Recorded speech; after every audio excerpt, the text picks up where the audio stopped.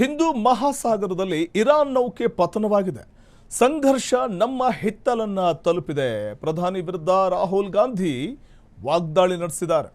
Iran ಯುದ್ಧ ನೌಕೆ IRIS Dena ಹೊಡೆದುರುಳಿಸಿದೆ ಅಮೆರಿಕ. ಹಿಂದೂ ಮಹಾಸಾಗರದಲ್ಲಿ ಇರಾನ್ ನೌಕೆ ಪತನವಾಗಿದೆ. ಈ ವಿಚಾರವಾಗಿ ವಿರೋಧ ಪಕ್ಷದ ನಾಯಕರಾದ ರಾಹುಲ್ ಗಾಂಧಿ ಪ್ರಧಾನಿ ವಿರುದ್ಧ ವಾಗ್ದಾಳಿ ನಡೆಸಿದ್ದಾರೆ. ಇರಾನ್ ಯುದ್ಧ ನೌಕೆ ಐರಿಸ್ ದೇನ ಹೊಡೆದುರುಳಿಸಿರುವಂಥದ್ದು ಅಮೆರಿಕ.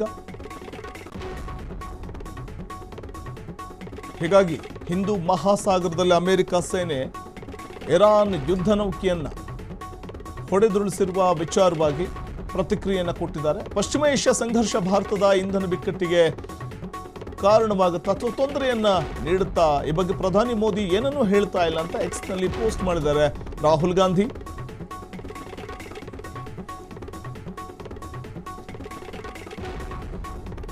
ಈ ಬಗ್ಗೆ ಪ್ರಧಾನಿ ನರೇಂದ್ರ ಮೋದಿ ಅವರು ಮಾತಾಡಬೇಕಿದೆ, ಆದರೆ ಏನೂ ಹೇಳ್ತಾ ಇಲ್ಲ ಅಂತ ಎಕ್ಸ್ನಲ್ಲಿ ಪೋಸ್ಟ್ ಮಾಡಿದ್ದಾರೆ ರಾಹುಲ್ ಗಾಂಧಿ.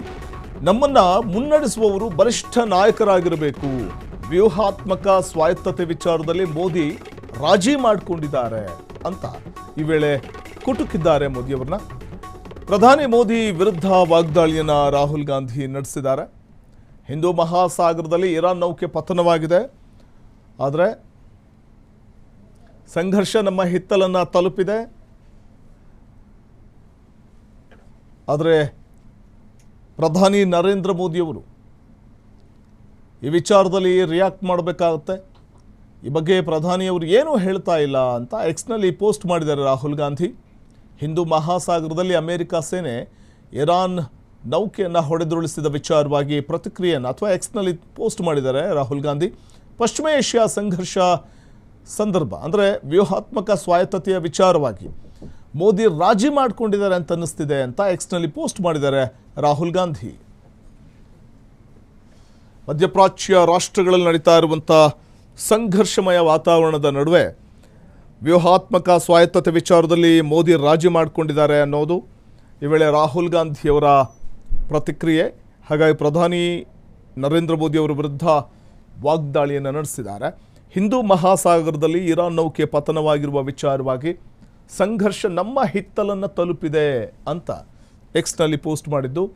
ಪ್ರಧಾನಿಯವರು ರಿಯಾಕ್ಟ್ ಮಾಡಬೇಕು ಈ ಬಗ್ಗೆ ಅಂತ ಕೂಡ ಹೇಳ್ಕೊಂಡಿದ್ದಾರೆ.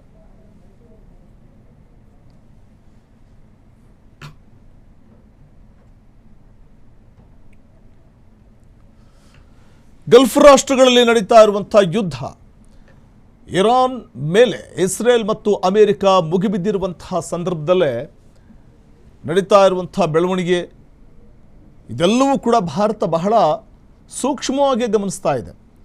ಆದರೆ ಸದ್ಯದ ಪರಿಸ್ಥಿತಿಯಲ್ಲಿ ಗಮನಿಸ್ತಾ ಹೋದಂತೆ ಪಶ್ಚಿಮ ಏಷ್ಯಾ ಸಂಘರ್ಷ ಭಾರತದ ಇಂಧನ ಬಿಕ್ಕಟ್ಟಿಗೆ ತೊಂದರೆಯನ್ನು ಉಂಟು ಮಾಡಬಹುದು ಅನ್ನೋದು ರಾಹುಲ್ ಗಾಂಧಿಯವರ ಮಾತು.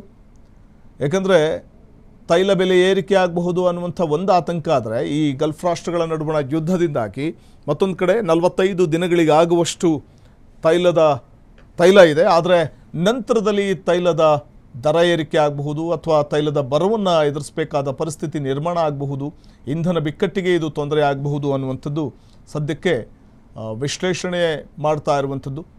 ಆದರೆ ಇದೆಲ್ಲದರ ನಡುವೆ ಇರಾನ್ ಯುದ್ಧ ನೌಕೆನ ಐರಿಸ್ ದೇನ ಹೊಡೆದುರುಳಿಸಿರುವಂಥದ್ದು ಅಮೆರಿಕ. ಇರಾನ್ನ ಯುದ್ಧ ನೌಕೆ ಐರಿಸ್ ದೇನ ಅದನ್ನು ಅಮೆರಿಕ ಸೇನೆ ಹೊಡೆದುರುಳಿಸಿರುವ ವಿಚಾರವಾಗಿ ರಾಹುಲ್ ಗಾಂಧಿ ರಿಯಾಕ್ಟ್ ಮಾಡಿದ್ದಾರೆ. ಪಶ್ಚಿಮ ಏಷ್ಯಾ ಸಂಘರ್ಷ ಭಾರತದ ಇಂಧನ ಬಿಕ್ಕಟ್ಟಿಗೆ ತೊಂದರೆ ಆಗಬಹುದು ಮುಂದಿನ ದಿನಗಳಲ್ಲಿ ಅಂತ ಹೇಳಿರೋ ಅವರು ಮತ್ತೆ ಮುಂದುವರೆದು ಮಾತಾಡ್ತಾರೆ. ಪ್ರಧಾನಿ ನರೇಂದ್ರ ಮೋದಿಯವರು ಈ ವಿಚಾರದಲ್ಲಿ ಮೌನವಾಗಿದ್ದಾರೆ ಅಂತ ವಾಗ್ದಾಳಿ ನಡೆಸಿದ್ದಾರೆ. ಇರಾನ್ ಯುದ್ಧ ನೌಕೆ ಐರಿಸ್ ದೇನ ಹೊಡೆದುರುಳಿಸಿದ ಅಮೆರಿಕದ ಈ ನಡೆ ಏನಿದೆ, ಬಹುಶಃ ನಮ್ಮ ಬಳಿಗೆ ಬಂದಂತಿದೆ ಈ ಬೆಳವಣಿಗೆ ನೋಡಿದಾಗ ಅನ್ನೋದು ಒಂದು ಕಡೆ ರಾಹುಲ್ ಗಾಂಧಿಯವರ ಮಾತು. ನಮ್ಮನ್ನು ಮುನ್ನಡೆಸುವವರು ಬಲಿಷ್ಠರಾಗಿರಬೇಕು ಅಂತ ಎಕ್ಸ್ನಲ್ಲಿ ಪೋಸ್ಟ್ ಮಾಡಿದ್ದಾರೆ. ವ್ಯೂಹಾತ್ಮಕ ಸ್ವಾಯತ್ತತೆ ವಿಚಾರದಲ್ಲಿ ಮೋದಿ ರಾಜಿ ಮಾಡಿಕೊಂಡಿದ್ದಾರೆ ಅನ್ನೋದು ಅವ್ರ ಮಾತು. ಸಂಘರ್ಷ ನಮ್ಮ ಹಿತ್ತಲನ್ನು ತಲುಪಿದೆ ಅನ್ನೋದು ರಾಹುಲ್ ಗಾಂಧಿಯವರು ಎಕ್ಸ್ನಲ್ಲಿ ಪೋಸ್ಟ್ ಮಾಡಿರುವಂತಹ ಪರಿ. ಇರಾನ್ ಯುದ್ಧ ನೌಕೆ ಐರಿಸ್ ದೇನ ಹೊಡೆದುರುಳಿಸಿರುವಂಥ ಅಮೆರಿಕ ಸೇನೆಯ ಈ ಬೆಳವಣಿಗೆ ಏನಿದೆ ಈ ಬೆಳವಣಿಗೆ ವಿಚಾರವಾಗಿ ಅವರು ಎಕ್ಸ್ನಲ್ಲಿ ಪೋಸ್ಟ್ ಮಾಡಿದ್ದಾರೆ. ಕ್ಷಣ ಕ್ಷಣದ ಸುದ್ದಿಗಳಿಗಾಗಿ ಫ್ರೀಡಂ ಟಿವಿ ಸಬ್ಸ್ಕ್ರೈಬ್ ಮಾಡಿ, ಲೈಕ್ ಮಾಡಿ ಹಾಗೂ ಫಾಲೋ ಮಾಡಿ. ಹೊಸ ಸುದ್ದಿಗಳ ನೋಟಿಫಿಕೇಶನ್ಗಾಗಿ ಬೆಲ್ ಐಕಾನ್ ಮೇಲೆ ಕ್ಲಿಕ್ ಮಾಡಿ.